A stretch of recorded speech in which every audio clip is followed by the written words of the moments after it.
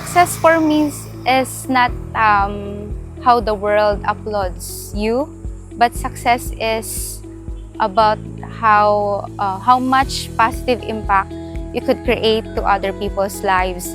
Success is being a blessing to other people while staying grounded and grateful in everything you do.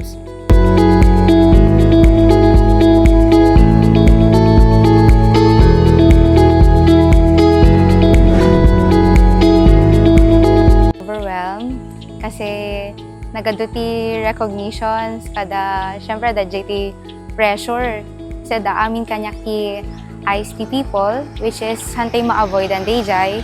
At the same time, sir, I am very much blessed and happy, sir. So, ma'am, anya tingin mo na napanunot mo, itinabang mga sikat ti top 1 or sikat ti Summa cum Laude, iti Mariano University? Siyempre, sir, napanunot ko ti panagyaman, naglalo kini Apo, ta iso na tinangted kanyak ti pigsa, ki red, kastame ti wisdom, tapno magunod ko dati nga achievement, sir.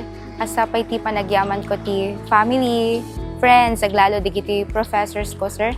Kastapay nga nag-flashback kanyak met ti college journey, naglalo di ti struggles ken silent battles ko, sir.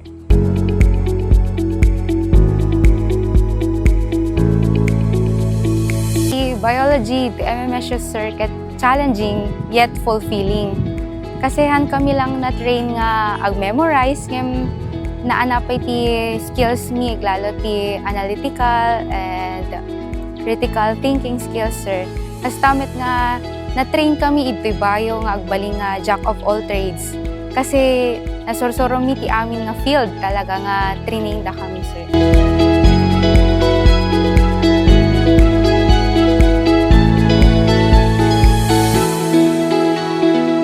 I didn't expect this achievement, sir, since my only goal when I started college is to finish it on time, ken hanak ma-delay. Importante kanya kidi, sir, maipasak aming nga subjects ko, so han ko pulos in-expectar dati nga achievement, sir. So, let's talk about the struggles and your sacrifices. So, anya mo itong nagitikadak nila na rigat, when panubo, hindi pa nagpasa? For me, sir, ti karigatan talaga nga parte dati nga journey, ket idi last sem mi dato'y 4th year ko, sir, kasi idi finals week mi, sir, ket nairanta nga pimusay ni lolong mi due to chronic kidney disease, ket nagrigat nga agladladingit kami, sir, kastamet nga nagadupay ti kailangan nga academic deadlines nga kailangan kabulen, aglalo pay ti kamkamat ko nga thesis ko, sir. Ngem despite that, sir, ket I choose to overcome it, step forward, one step at a time, sir.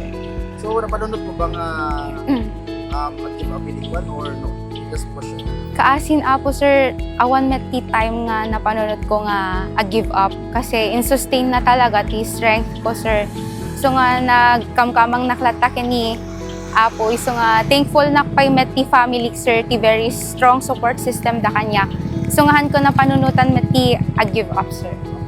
Ma'am, let's go to study habits and disciplines. So, anya man ti sikreto, ma'am, nga aping kasat kang ato ti jiwa? Ti secret ko siguro, sir, ket consistency. Kasi for me, sir, han mo nga kailangan ti agbalin nga kalaingan. Basta da kanyang ti discipline, perseverance, and make sure to put all your heart and effort in everything you do, sir.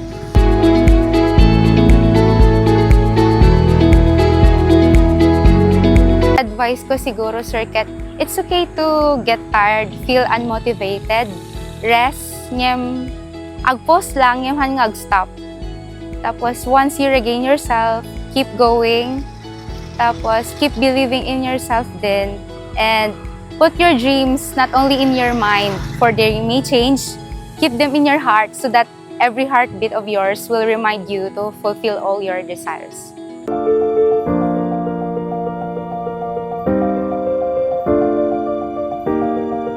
Planok, sir, ket agtuloy na ti med school dito'y MMSU, sir, kaasin apo, sir, ket na-accept na met ti admission, sir. So nga ituloy ko ti medical field dati nga journey ko, sir. So, gapoy din dahil ma'am, lastly, ana iti balay or victory para kay nga? Success for me is not how the world applauds you, but success is about how much positive impact you could create to other people's lives. Success is being a blessing to other people while staying grounded and grateful in everything you do. Kapag dagiti tatang ma'am kahit mo magyamanan. Ti umuna kayat ko pagyamanan ket ti family for your unwavering support, unconditional love throughout my journey. Kasapay kadigiti relatives me abroad for helping us not just financially but also your moral support.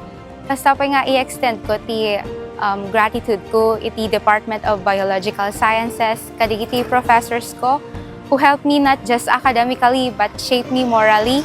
Kasapay ti buo nga College of Arts and Sciences family, to MMSU, to the whole institution of MMSU, thank you very much. Kasapay ti DOST, ti panagted da kanyak iti scholarship ko. Kasapay nga i-extend ko ti kablao ko, kadagiti amin nga friends and classmates for being my second family. And lastly, to Almighty God for sustaining my strength and wisdom.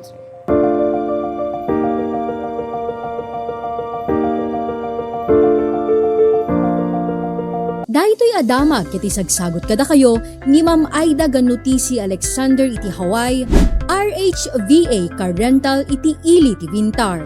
Kap Brian Kasabay iti Barangay 14, San Gregorio, San Nicolas. Ma'am Emily Wasay Baldonado Mandapat iti Guam, USA. Kap Dennis Aliado iti Barangay 18, Bingao, San Nicolas.